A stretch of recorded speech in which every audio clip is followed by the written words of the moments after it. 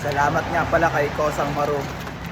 Nagbigay siya ng sako para lagayin ng basura dito sa court. Thank you, Kosang. Magandang araw, at dahil hindi nga ako busy at wala akong ginagawa sa bahay, kaya ito muna ang aking gagawin sa buhay. Ngayong araw nga pala bumisita ako ng basketball court.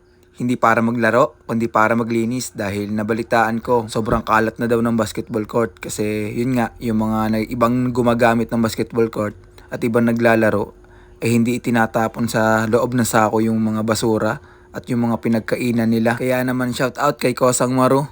Napakalaking tulong ng ibinigay mong sako para meron ditong basurahan sa basketball court. Kasi kung makikita nyo ng personal kanina yung paligid ng buong court, hindi siya mukhang basketball court. Mukha siyang basurahan na nilagyan ng 2 poste at ng 2 ring. At dahil may free time nga ako, kaya naman pinuntahan ko para linisin.